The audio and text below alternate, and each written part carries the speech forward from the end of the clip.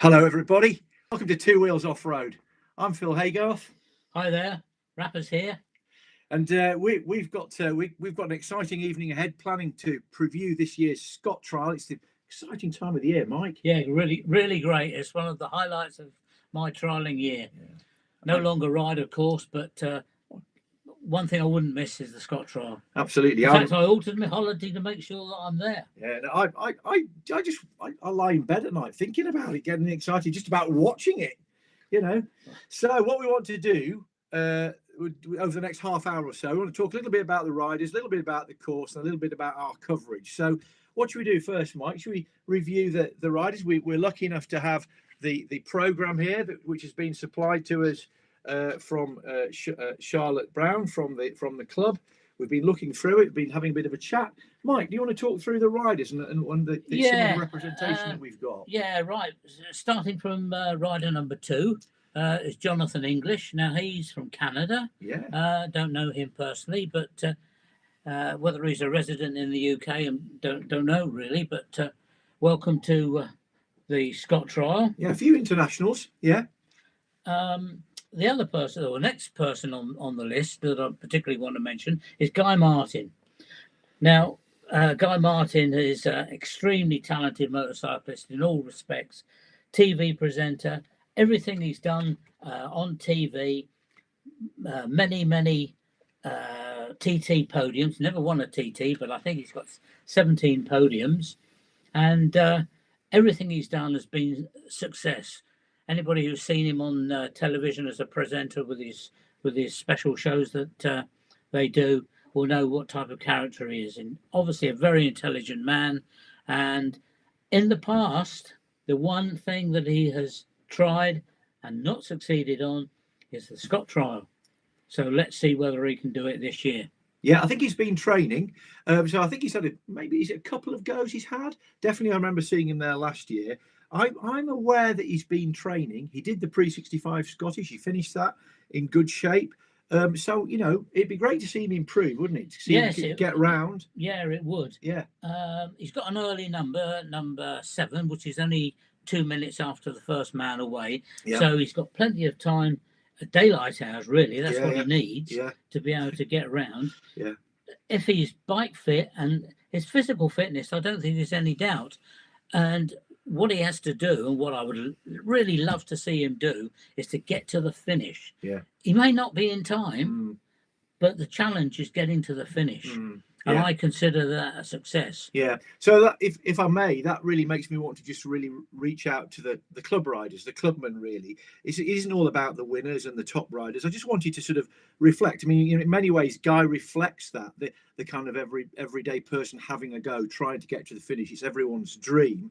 Just to call out and mention a few people, I'd like to mention some of the local first timers. I'd like to mention Ryan Proctor, who we interviewed on the channel last week. Ryan's a first timer. He's 17 years old from near Lancaster. He's having a go. He just did very well in the Mintex trial recently. So good luck to Ryan. And then also another Northern Centre rider from just up in the Northern Centre, Lewis Gaskell, having his second attempt this time. We interviewed him on the channel as well this week. So just checking in on those ordinary everyday riders, not the top riders. They're feeling the adrenaline, their anxiety, they're preparing themselves, ready. The dream is to get round. The dream is to get up, to ride up to that start finish area and to return to Feldham Range. That would be the dream, isn't it, Mike? Yeah, really, very much so. Particularly as the entry list, which is ended up at 190. Very good entry list. It did have a bit of a slow point, I understand, but they have got 190 riders now. Brilliant. And of course, of those 190, the bulk of them are really just club riders. They're not superstars. They're not the Adam Ragas and Jack Price and Dan Peace and Jack Peace level. They're just clubman riders doing it. And I say just clubman riders. Yeah. Listen, if you're doing the Scott Trial and you get round, you're a star. Oh, total respect. Absolutely. So let's just mention, you mentioned Jack Price. We must check in on Jack Price. I think, might be wrong here, I think Jack's won it 4 times now. and I think this will be number 5 if he can do it. Well, yes, but there's so many ponderables. Absolutely. First of all, he's got to get around. He's got to have decent, yeah, and so many riders in the past who've been potential winners haven't got around for whatever reason. You can drown your bike, you can get punches, you can run out of fuel, which is not really likely because there's the fuel. There's 7 fuel stops during the course of the 75-mile lap. Billy Green did it a few years ago. Yeah, easily done. But there's so many things can happen. You know, they can fall off, knock themselves about a bit because the good blokes are really travelling. They're tramping across the fells. They really are. They really are. So Jack, you know, he's definitely in the running, and he probably would be a fool would not put money on Jack. And we've got some really interesting international big names here as well, Mike. Adam Raga, of course. Those who saw my world champion. Yeah, those who saw my interview with Adam at the Wreath 3 Day, he indicated then that subtly that he would possibly be at the Scott trial, and indeed he has entered. He's entered. And his it's almost as though a love for Britain at the moment, because he's been over here for the Wreath 3 Day. He was over here for the Leven Valley 2 Day a couple of weeks ago. Classic trial. Riding a Triumph Twin. And this year he's entered for the Scott. And he did the 6 days as well, of course. He's second in the 6 day. So let's just reflect on Adam. So he has the capability to win it. Now, if he does, is another thing. You know, he's despite all his class, he's still a first timer. And I don't think a foreign rider has ever won the Scott trial. No, but wouldn't it be interesting and exciting if one did? That would be great for the sport. So good luck, Adam. There's also the French guy riding Arne Farr, is that? Arne Farr. He's going off at number 188, so one of the last guys off. He's no mug because he finished 3rd in Trial 2 this year, behind Harry Hemingway and Miguel Gelabert. So he's not a mug on a trials bike. No. But I think I'm right in saying that it's his first timer. But if he's not a first timer, he'll know what he's going into. And of course, we were just talking about Adam Raga. Adam Raga was at the Wreath 3 Day, and although the Wreath 3 Day is not the Scott trial by any stretch of the imagination, he will have some good idea of what's coming to him in the way of sections and terrain. It's a very canny move, really, to do the Wreath 3 Day. You're familiarising yourself with the countryside, with the type of terrain that you're in for. Also, another rider from abroad, but one who lives here at the moment, is Conor Hogan, who's done the Scottish. He was in the Wreath 3 Day from Australia. He rode the Wreath 3 Day and represented Australia in the recent Trial des Nations. So great. Well, welcome all the overseas riders. It's great to see you coming over. What about the women entrants? We've got 4, I think, we've spotted in the list. There's 4 in the list. There's Carrie Dickinson, Sophie Bailey, Chloe Richardson, and Alice Minter. On form, Alice finished on the 34th last year, and I think she's probably likely to be the lady winner. But like everything else, she's got to get around. Chloe's very experienced. She knows, she's a local person, So And Chloe finished in the finishers list, and she's a local, so very strong rider. Very much so, because she does enduros as well, which is a great help. No, absolutely. I'd just like to make a call out to mention the Hemingway brothers, Harry and George. I mean, Harry has already done it once or twice, I think. Now I should have checked, but I mean, he's got to be in the running. I mean, he could easily be a winner. He was 4th last year. Oh, okay. I've got the list in all right. Well, I'm going to say anyway, Harry has got to be in the running. I mean, he would be a fool not to bet on Harry as a potential winner. And then you've got George, the the younger brother that's really showing all sorts of promise. Wouldn't it be great? I think there's a little fun comment in the program about I can't remember the exact quote, but I think only one person, first timer, has ever won it. I'll check who it was. I've forgotten, but it could be George. If George was to do it, yeah, be the second ever first timer to win it, and it's possible. It is possible. Yeah, it is. Yeah. I just checked that. He was. Yeah. Too. Yeah. There's so many ponderables about all these things. It's great, isn't it? The other thing that is very important about the Scott trial, being a time and observation trial, is who's going to be fastest. Yeah. Standard time. Standard time. It's going to be around 5 hours, maybe a few minutes less, maybe a few minutes more. But statistically, on past years, it's going to be around 5 hours. Now then, Jonathan Richardson was the fastest last year. I don't have the time for him, and the other rider that is always good for a rapid time is John Sunter.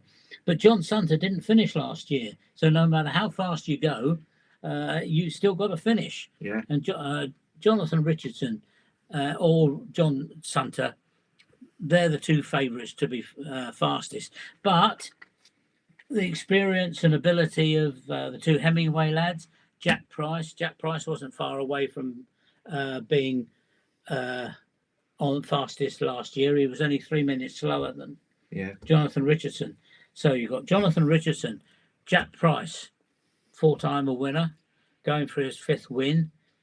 John Sunder, if he finishes, and those 3, was it, or 4 I mentioned, they're good for fastest time. But with Harry Hemingway and indeed George Hemingway right at the top of their game, with Harry trial 2 world champion and George trial 3 world champion. Can't remember. No, I'm not sure about it. Anyway, but apologies if I'm wrong. But you get the idea.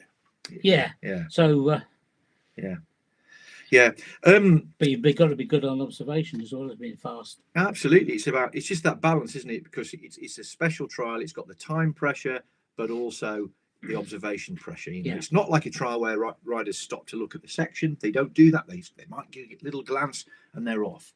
There's no getting off the bike and having a walk around. No, it's flowing rather than outright speed. You just keep going all the time. Yeah. So just a few mention to just a few really random mentions from me to some people I know, really, just to call out to. Good to see Joel Holdsworth coming back again from not too far away from here. Joel, I think he's had a couple of goes. He got reasonably close to getting round one time. Had a big knee injury a couple of years ago. And, great to see you, Joel. Good luck to you. Also wanted to call out to Phil Taylor from Slick Whips. Had a great fun talking to Phil the other day on the channel. Really rooting for you, Phil. It'd be great to see you go well. Just a few other names that pop up there in the list. There's right near the back starting there is we've got Tom Middleton from Long Preston, local lad. Tom always goes well on a vertigo and so on. And then Aaron Drachenberg as well from Tosside, again, not too far away from here. So all these, just a few people I know around and about. Good luck to you all, but just calling out a few names, really. Yeah, well, whilst you were calling out a few names, next to Phil Taylor, who you just mentioned, is Joe Hutchinson. Okay. Now, Joe Hutchinson has always been heavily involved with the Travers trial. His dad's the secretary. Yeah. And but normally Joe lives and works in New Zealand. Really? And he comes back for 2 reasons. One to help his dad organise the Travers. Yeah. And secondly, to ride the Scott trial. Yeah. There's nothing like it in the world. So it's coming from New Zealand just to do that. Yeah. I'm not saying he's just doing that. Of course, he may well be staying for Christmas, but he travels back from New Zealand for this. Yeah, absolutely, and so he should. I There's totally another understand name there that is riding particularly well these days, and that is from the Isle of Man, Duan Knight. Oh yeah, well John won the top class in the Manx International, the Ulster, didn't he? Yeah, the Premier class. Yeah. And of course, most people seem to forget, or perhaps don't remember, that Duan was a British championship class enduro champion. Okay. Along with his brother David. Everybody remembers David being a British champion, right? Enduro class winner. Yeah. But Duan Knight also did it as well. Yeah. So he's no mug. He's from Ramsey, isn't he? Yeah. From it's come across. So yeah, it's great to see Duan from the Isle of Man. So there was a question on the channel there, on a comment there from someone on the Duan Knight post, asking if it was related to David. Did you say? Yes, it's his brother. Rapper's just clarified that. So there you go. There's your answer. Yeah. Excellent. Yeah. Great stuff. Not often you have two brothers that that quality of riding. Yeah. With both winning the British Enduro Championship. Yeah. And whilst David's not in this, he was also British Expert Trials champion at one time. Fantastic. And also Ewan, a man of a little bit older, a little bit more mature than the average starter, which is good to see. Flying the flag. Just to mention also to Matthew Maynard, the clerk of the course, I think, or organizer of the Mintex. Great to see you, Matthew, back at it this year. I remember last year you didn't ride.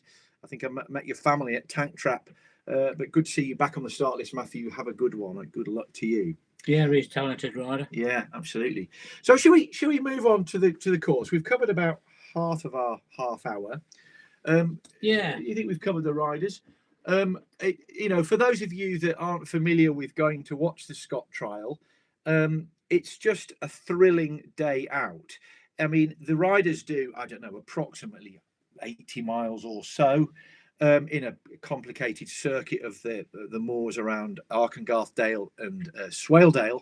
But from a spectator's point of view, you can have a great day out driving, riding your motorbike on the roads. Please don't go off the trail, onto the course. Just follow the roads. But you can have a great day out. You can cover about 20 to 30 miles just driving the dales, following the course. There's great parking. There's some great sections to view, and it's just beautiful scenery. And you can even stop off for a coffee if you've got time as well. So get your hands on the program. It's probably too late to order your official souvenir program now from the club, but you will be able to buy it. I know you can get it in the post office in Reeth. You'll be able to buy it on the start line and the Feldon range, and in there it has the map of the course, which I have to tell you, for the connoisseurs, the map is largely, Mike, we agree, it's largely the same as you would have expected over the previous years. Yeah. Spectating at the Scott Trial is great. There's no two ways about it. It's totally fun. If you can make use of a motorcycle to do it without going off road, as Phil says, it's much better, isn't it? It's better. Yeah, or a bicycle. Bicycle. Yeah, crikey. The traffic jams, particularly around Surrender and Bypass, and are pretty hectic for a very short period of time. And it's not always easy to get parked. But if you get to the popular places, first of all, Reel's Head is a good place to go to, which I think is about section. It's the second spectator section on the course. Yeah, which I would estimate is probably parking is very good there, because they open a couple of fields for parking, and it's not very far to walk from when you park the car to the section. It's a great parking spot there. Probably 400 or 500 yards. That's all. Right next to the road, isn't it? Yeah, it's very obvious. That's good parking. It's a great section. It's great. I'm going to just say, there's something about watching the Scott. If you can get there before the first rider arrives at the section, the sense of anticipation is what it's all about. Yeah, it is. Just waiting for that sound of the engine come, and you're looking to see. Who's it going to be? Who's it exactly? That's exactly what I'm saying. Who's it going to be? You get your program out. Oh, it's and he went off at number 1, but actually it's number 13 that's come first. Or something like that. And then as the trial progresses through the day, and it's all if you let's just say you go to Reels Head as a starting point, Yeah. which a lot of people will. You're there before the first rider, as Phil says. You're waiting to see who's first through, and of course, once there's one arrived, they're coming by the dozen. Yeah. And there's a queue at the start of the section, and they're all pushing and shoving, trying to get into the section first. Yeah.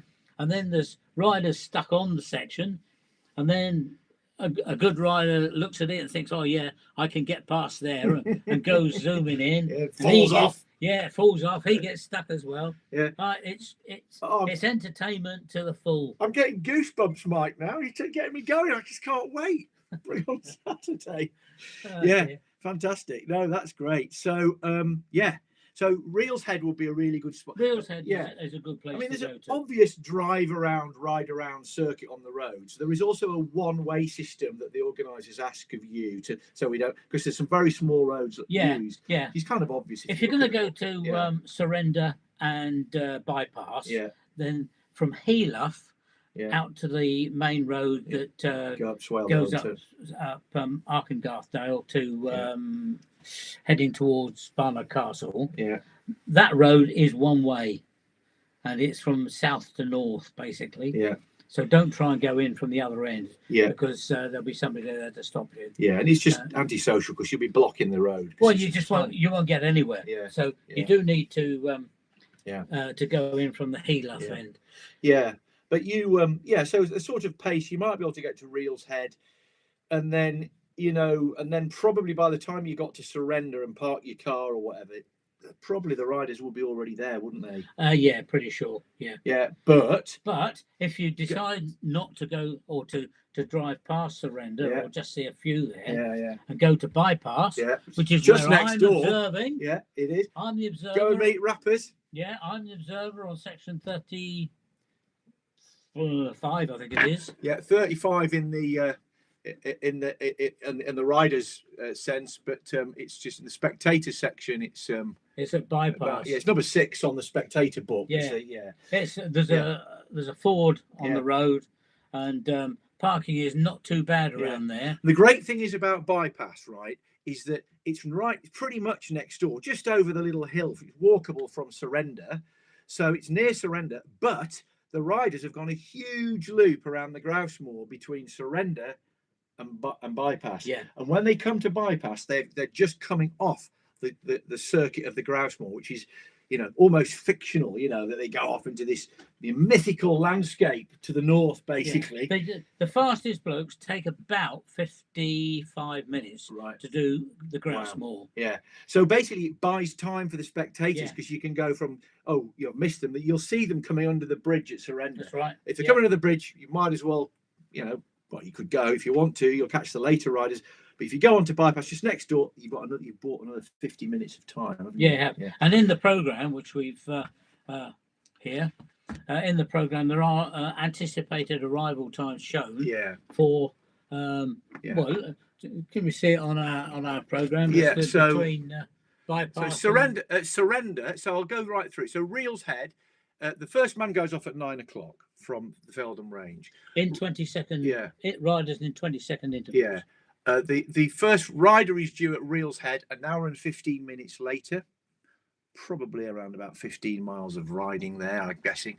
10:15 a.m. at Reels Head, and then there's a number of other sections. I'm just going to go through the highlights. And then we've talked about Surrender is at 10:50, so it's actually no, it's 11:10. Sorry. So 10:15 at Reels Head, and nearly an hour later at Surrender. So it takes them an hour, and then after Surrender when they go scheduled time Bypass is 12:15. Yeah, so that's reckoning on an hour across the moor. Yeah, which is what I said just now. About 55 minutes. Yeah. Then there's a whole succession of sections there after Bypass. You pretty much quickly go to Grand Canyon further along the road. Easy to watch, quite spectacular, but not very hard nowadays, really. Tank Trap's good. Tank Trap. I'm probably going to go there again. Tank Trap is a fantastic single section. Yeah. It is so difficult. It's a real natural hazard. Yeah. And I remember in the early 70s, and it's just sort of got worn down and eroded over the years. And parking's good there. Yeah, it is good parking. Because you can just go up the little gravel track and get your vehicle parked there. Yeah. Plenty of room. good access for on feet. Yeah. On the foot. Now, there's just a little extra for the fit people amongst you. The section that is called Black Hills, that's a walk. But goodness me, I once walked there. It is such a tough section. It's incredible. I observed Black Hills, I think 7 years on the trot. It's like a big rocky gully. It is just limestone. A nightmare. Yeah, what a section. But it's a walk. It's a big walk from the tank trap. Yeah. Yeah. It's no good asking me to walk because I can barely get up the stairs. Yeah. But well, you can definitely talk. Yeah, not after I've walked the Black Hills. I couldn't. And then there's War Bridge, which is a kind of the turning point, isn't it? That's a bit more of a drive. Yeah. But that's parking at the side of the road. You might be 200 yards from the section, but it's a good section to watch. Yeah, it's a good big stream gully. I've never actually. Well, not in the last 20 years. Since I've been observing, I've never actually watched the Wall Bridge. But judging by the pictures, because Neil Sturgeon always takes pictures there. Okay. And it seems pretty. It's getting harder. Interesting. It's got harder over the years, I seem to remember. And it's a nice big V-shaped gully, and you can all sort of sit on the side. Oh, you can sit on the banks, looking. Yeah. And then basically the riders loop around, and really the obvious place then is Bridge End, which is a kind of it's another drive, but then that's the kind of that's a totally manufactured section, because Bridge End in the early days was a pretty easy, gentle rock stream with hardly anything in it, and they manufactured some rock steps over the years. Seem to have got bigger rather than smaller. Good blokes just tackle them without even thinking twice. But when you get to the lesser lights, it's pretty difficult, especially when you're that far into the trial.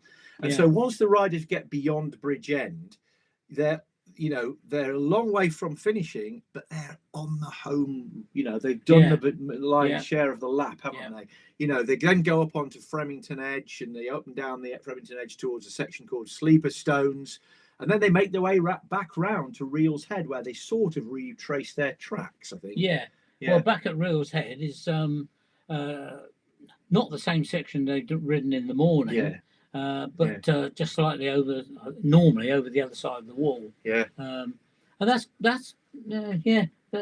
tricky. Particularly when the rocks get slippery, when they bring in mud up from lower down. The rocks are all, I say nice and dry, but not encrusted in mud for the first ones. But as soon as they become encrusted with mud, they can be very difficult.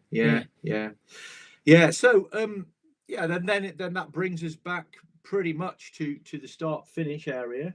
They've moved the controversial start from the last section, Dynamite it's called. Dynamite, which wasn't much of a section last year, and it had a blown up finishing gallery banner. That didn't go down very well with anybody.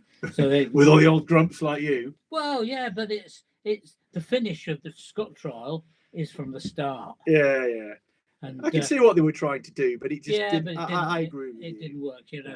Nothing better than to see your supported rider coming back up the field, wheeling up the field, collapsing at the end, dumping the bike, lying on the ground, looking as though he's about to die.